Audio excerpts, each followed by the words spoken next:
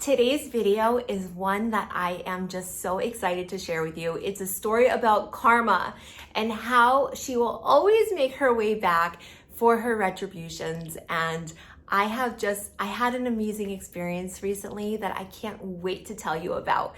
So pour yourself a cup of tea, get cozy in your bed. If you have a puppy, snuggle up with your puppy and just listen and enjoy. Hi, my name is Lauren O'Connell and I am the beauty editor at Cosmopolitan Middle East magazine. I'm also a YouTuber, an Instagrammer, and a TikToker. I talk about all things skincare, beauty, wellness, and spirituality. And I am the owner of PlanetLauren.com, and I've recently wrote my first ebook. It's called Manifest Like Lauren, and I wrote it because I'm a master manifester. I can bring literally anything I want into my life, and I share my recipe, my formula, everything you need to know about manifesting in a very fun, easy to read 30-page book. So to give you a little bit of backstory so you understand what happened just a little bit easier, I grew up in a family that was very, very strict. My parents were incredibly strict with me, and they told me that I had to be a mechanical engineer. I had to go to university to study that. And they were terrifying, so I did. And I graduated with a degree in mechanical engineering. And while I was in engineering school, in my free time, all I ever did was buy beauty magazines, read them front to back, read every single thing in each magazine. I would buy makeup, I would, want to go shopping, and there was no part of my personality that was an engineer, except that school always came very easily to me. So I could do the coursework, but there was zero passion involved. After engineering school, I wasn't sure what to do with my life, and I grew up very sheltered. I didn't know that I had options. I thought, well, I don't want to be an engineer. What other choice do I have? I guess I have to be a nurse because my mom was a nurse. So I went to nursing school. Once again, zero passion, great in school. I'm great talking to people. I love everything biology related. I'm really great with the sciences, but no passion involved. When I moved to Dubai with my husband, it was right after actually I graduated from nursing school. My husband and I moved to Dubai. I was 11 weeks pregnant, and I ended up never working as an engineer or a nurse. So I spent my 20s here in Dubai having my 2 children and doing the mommy thing. I would have friends from all over the world, which was amazing. We all had kids, but my life was spent really with my children and raising my children. And I just never thought that there was going to be any sort of career opportunity for me. I didn't think that I would be good at anything. I felt like it was too late for me. And there was a part of me that was just very sad all the time. And I felt very lost. I didn't have much of an identity other than being a wife and a mother. And so I also had some issues with one of my daughter, my oldest one. She had a severe speech disorder. So that took up a big part of my life. She's fine now. She had childhood apraxia of speech. I should probably make a video on that. And I had my son who was just a wild animal from day one. And he was just always giving me a run for my money. Anyways, when the kids got a little bit older and things sort of calmed down, my daughter was speaking, my son could walk and talk and all those things, I just had this big void in me. Excuse me. I had a void in me, a large void, and it was growing bigger and bigger and bigger. I've always happened to be that friend that just knows everything about beauty products. So I would be the friend that would get a phone call. Hey, I'm in Sephora. What's that mascara I should buy? Or what's that cream you recommended? Or what should I use for makeup? Any of those types of questions. What salon do you like to go to? Those were the questions that I always got. One day I was at a children's movie with a friend of mine, and she said to me, you should start an Instagram account and just do a beauty Instagram account. And I thought, oh my gosh, no one will listen to me. I had such a low self-worth, and I just thought I can't do it. But you know what? I did it. And I started this beauty Instagram account, and then this whole new world opened up to me. I found out about beauty events, PR. I had no idea what PR was. I found out that there was this whole community out there, this beauty community that I could join, that I inadvertently joined, and that I had my own voice in it. It took me a long time to get courage to speak and to create content, but slowly but surely I did it. When I was about a year into my beauty blogging career, I had a website and I had my Instagram account. There was this opportunity that came up, and it was for a company in Dubai that has now since closed down due to probably poor management is what I would say. But I was able to audition to become an ambassador of this company. And I had a few friends one day that didn't know each other, but they all messaged me and they said, you have to try out for this. And it was to become an ambassador, sort of the face of the company. Now, me being me and being so green and naive and all of those things, I didn't read any of the fine print. And I just said, oh my gosh, I'm gonna go for it. All these friends just told me to do it. It's a sign. And it turned out that it was the cutoff date was that day, and I had to go home and make a 30-second video as to why I should do it. I retook that video, I reshot it 100 times. I just wanted it to be right. I did it, I sent it off, and you know what? It was really one of the first times I went for something. So I ended up getting a email or a call back, I don't remember, but I ended up hearing back from the company and they wanted me to come for a round of interviews.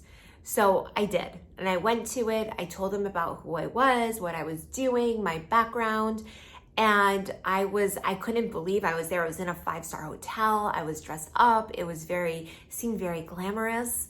And I thought, oh my gosh, maybe I'm going to be acknowledged for, something. Maybe I am worth something. And I ended up getting it along with 4 other girls. So there was 5 of us. Now, this ambassadorship of this company, it was a subscription-based beauty box. So you would get the box every month if you bought the subscription, and inside would be just a bunch of different products. So I thought, wow, this is so cool. And, I felt so honored. The first time we all got together, we met with the company, the CEO, and, it seemed like it was just this big budget thing. I went to, they had a day of filming, so I went and they were filming us talking and, doing all this stuff. And I thought to myself, oh my gosh, I could make it in this. Yes, this is an oversaturated market, but here I am doing this, and a lot of people applied and I got it, so it's gotta mean something. And I was really excited. Now, from the get-go, there were red flags, which I totally ignored because I just wanted it to work. One being that the girl who was the woman who was the liaison for the whole project, as soon as we got it, she quit the company. And I remember thinking to myself, this is a really bad sign, but I just wanted it to work. I wanted something to work. I needed to have some sort of identity outside of just my role in my family. What I didn't realize is my identity should just be who I am, my own, and I should never attach my identity to any company or anything that's outside of me. That was a lesson learned. Anyway, so the whole ambassadorship program started. Basically, I would get the box every month. I would talk about it. I could create content on it if I wanted to. And they had quarterly events, which in Dubai, beauty events are a big thing. Companies put on events, and they're always it's almost like, I would liken it to sometimes the budget of a wedding in the US, a pretty high-end wedding, and it's just for makeup and beauty products instead. And it's a full party with activations, different things to do. You get a huge goodie bag full of products, and it's quite glamorous, especially growing up not being exposed to any of these things. So the ambassadorship program started, and there were more red flags. I would get makeup products that had mold on them. One time there were beauty products where the box, they were getting excess products that couldn't be sold from other beauty brands and they would just give it to them. So things were always seeming to be about to expire, or it was just really cheap overstock. It was never anything wonderful. And I just remember thinking, I would never use any of these products, and I wouldn't recommend any of these products to anyone. And now I'm in this role and I have to talk about them. Like, what am I doing? But at the same time, I saw all these sort of gaps in the business, all these things that weren't functioning. I'm a smart woman. And I thought to myself, I can help make them better. I can contribute. There's so much potential for this company. So after probably about, I want to say like maybe 7 or 8 months in doing this ambassadorship role, I had emailed the CEO and I just had a few suggestions of things that I would be happy to do, things that could be done to sort of up the company a bit, because it really didn't have the best reputation. The boxes would arrive late, people wouldn't get them, their Instagram was always full of complaints, and their Facebook was as well. And I just saw the potential in the company, and I was so enthusiastic and I wanted it to work. I also never got paid for this. This was like something you would almost say you volunteered for. So all the work I was doing was completely free. Another red flag. But I digress. So the CEO was just not very receptive to anything I had to say. And I felt very unheard and a bit used, to be honest. They were just using the platform that I had created, the trust I had created with my own followers and people who liked my content. They were using that to promote their own business, and it was not something that it didn't ethically feel right to me. So my thinking was, well, instead of quitting, why don't I just try to help to make it better? Anyways, one day, this is now about 9 months into the ambassadorship program, the box was full of whitening products. Not lightening, not, oh, I have pigmentation, I want to just lighten it and make it the same color as my skin. It was whitening, meaning for anyone that has a deeper skin tone to put this on and essentially bleach their skin. Number one, I am totally against that. I think it is so unnecessary. I think deep skin tones are beautiful. I understand that within certain cultures, there is this pressure to have a lighter toned skin. And I understand that. And that is why they use these products. But personally, I don't agree with it. And I don't think anyone needs to whiten their skin. Number two, I am literally the whitest person alive. I have met one person in my life that has lighter skin than I do, and it's my hairdresser. Other than that, I have never met anyone as white as me. How are you going to have the person with the whitest skin then telling an Asian and an Arab market, a Southeast Asian and an Arab market? Southeast Asian would be like Pakistani and also India. I mean, how would you tell these people, how would I tell these people, oh, whiten your skin and look more like me for beauty? I would never do that. I mean, it would just never happen. It is so against who I am as a person, my ethics, my morals. It would just never happen. And so, and I know if any of my friends watch this, any of my friends with deeper skin tones, they'll laugh at me because I always say to them that if I looked like them, I would wear like the shortest shorts all the time in crop tops because I would just feel like I'm tan. And, being so white, you just, people will say, oh, you're so pale, you're so this, you're so that. And I just always was like, what does it feel like to have such a beautiful tan, to just be at the beach and be tanned? So anyways, I would never do it. It was so against everything that I am. So I never got a response from the CEO via email. And for whatever reason, I don't know why, but I chose back then, this was when I was 35 years old, I chose to just send him a direct message on Instagram. And I basically said to him that there's absolutely no reason why whitening products should be in the the box. And I said, I don't feel that this is appropriate. This is sending the wrong message. This doesn't align with who I am, my beliefs, my values, and I cannot support the box this month. So I will not be showing the box in any of my content. And he we then had an event, I think it was the next day or two.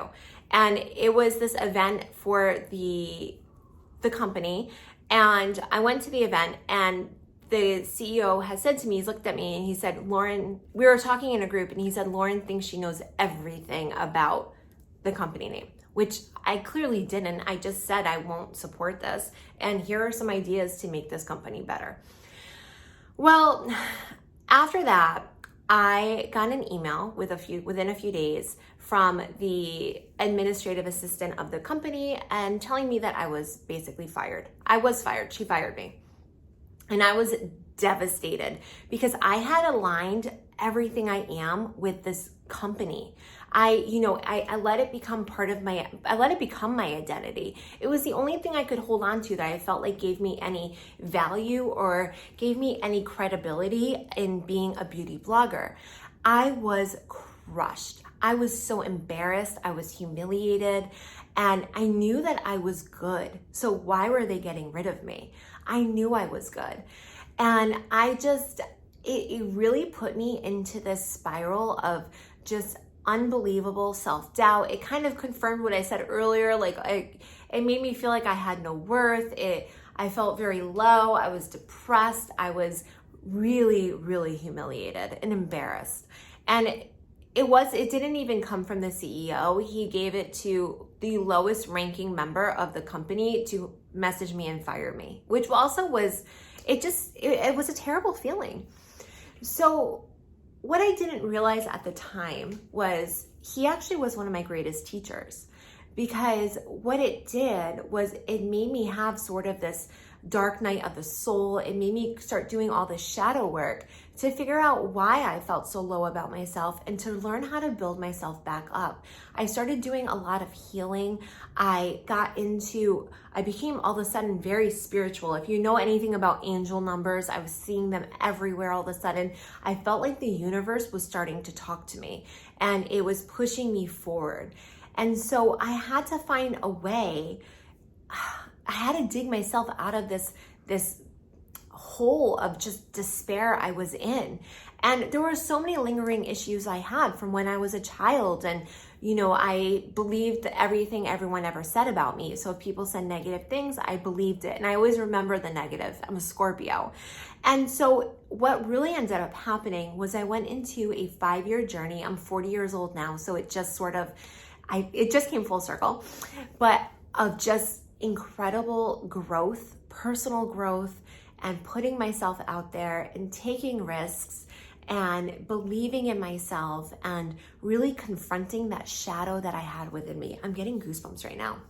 It really did. And I have grown remarkably. And we all can do this. If you feel like anything I'm saying to you, you identify with, trust me, if I can do it, you can get yourself out of this too. But I got really into sort of the esoteric side of life. I began meditating.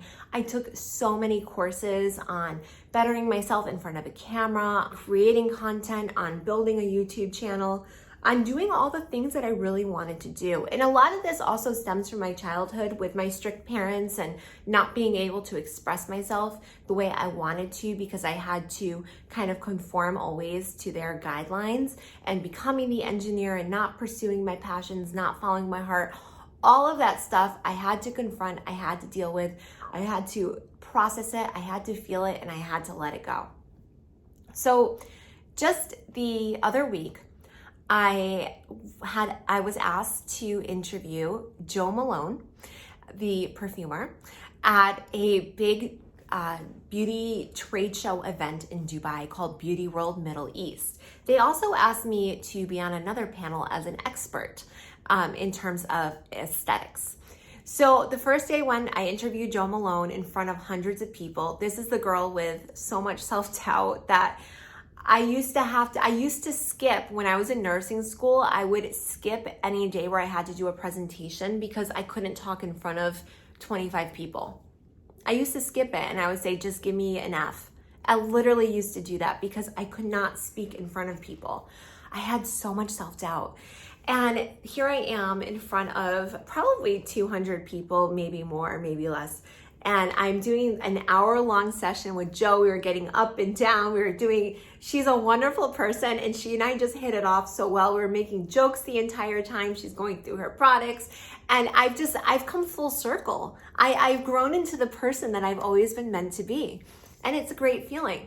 Well, the next day at the aesthetics panel, I was asked to go on this panel, and there was a doctor who flew in from the UK. There was a marketing expert who flew in from the UK, and there was a doctor, a well-known doctor in Dubai, and I was part of the panel as well as the beauty editor, and talking about trends and Gen Z, millennials, what are women and men looking for in aesthetics here in the Middle East. So I'm all dressed up, I'm wearing this purple suit, and I feel great. And I just got mic'd up. They put like one of those microphones on the ear that comes to the mouth. And I'm about to go walk up on the stage. And I was talking to someone, and I look over, and right in my face is the CEO, who I have not seen now in 5 years, since that one party where he told me I feel like I know everything. I just see him. And he's like, "Hi, Lauren." And I said, "Hi." I said, "How are you?" And he said, "I'm good." He said, "You're still in Dubai?" And I look to behind me, and there's this stage, and behind the stage, there's this massive screen. And there's my picture on the screen. It says Lauren O'Connell, and it says Cosmopolitan Middle East underneath it. And I pointed to it, and I said, "Yeah, I'm the beauty editor for Cosmo." And he was like, he like did a face like this, and he's like, "Wow." And I said, "Yeah, Matt." I said, "Yeah." I almost just said his name. I said, "Yeah." And then he said, I said, "What are you doing here?" And he had been sitting in the audience for the previous panel.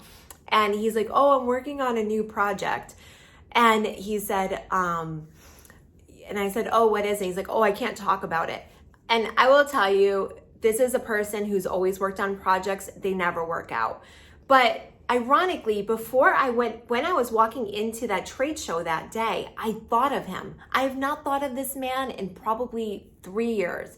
I thought of him, and I said to myself, if I ever see him again, I'm going to say to him, "What business are you running into the ground now?" And I like snorted. I laughed to myself as I said that. Clearly, I was picking up on the fact that he was there and I was about to meet him. I know that I've always had this very developed sixth sense, and that was me picking up on it. I didn't realize it though until I saw him. So then he said, "Oh, well, let me introduce you to this person." And he brought over some woman who, she seemed lovely. She was talking a mile a minute. I couldn't understand her. She had a very strong French accent, which sounded beautiful. But I was processing, like, I can't believe I just saw him. But he said to the lady, he said, "Yeah, we know each other from our," and then he said the name of the company, "Days. We know each other from our blank days." And when he said that, I looked at him like this. I can't remember how I did. I think I was like I gave him a look, like, I know. Keep in mind, this guy blocked me on Instagram probably before he fired me, before I realized it. I am literally the most gentle person. Blocking me on Instagram is ridiculous, but he did. And so I was just standing there, mic'd up, my picture behind me, along with these very well-known people in the aesthetic medical industry. And he was completely tongue-tied. He was a bit speechless. He looked so uncomfortable. And I thought to myself, this is the end of that karmic cycle. I have come full circle. I did it. And I was just so incredibly proud of myself, which, to be honest, I never learned how to be proud of myself. This was something I really had to work on in the last 5 years. And I feel like it was the first time it was like everything had flashed before me, and I did what I was supposed to do. I understood the assignment. And actually, I felt like, wow, I hate this guy, but also I'm so appreciative of him. If he hadn't done this, I don't know where I would be right now. He pushed me into just becoming the person I was meant to be. He doesn't even know this, but he did. Anyways, I ended up going up on the panel and I was talking about, you know, answering the questions and doing everything. He had walked outside the how do I explain this? It was an open air type of forum. There was a half wall going around it, but behind the stage and all the seats, there was just tons and tons and tons of manufacturers and vendors and everything in the beauty industry. This thing was massive. It was like being in Times Square. It was huge, full of it was a massive trade show. So he was standing there and he was talking to people. At one point, I saw him come around. He was leaning on the half wall. He was looking at me. And so I caught his eye as I was speaking, and with all the seats full and everyone listening to me, and I held his gaze until he looked away.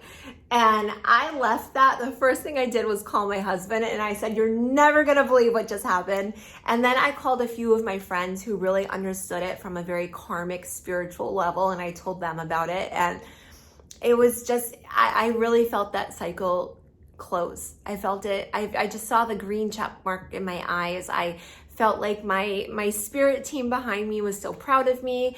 And it was just a wonderful moment in my life. And it's something that I will tell that story over and over again, because no matter how bad things can seem, how low, they always will come full circle when you do the right thing. And in doing the right thing, it's always being self-advocating, putting yourself out there, believing in yourself, trusting yourself even when you feel like you can't, and just getting it done. And that's what I did. So I wanted to share that story with you because it's very dear to me. And also I want to just tell you that if you happen to like the makeup I'm wearing, I just actually filmed a tutorial on it wearing the same exact outfit.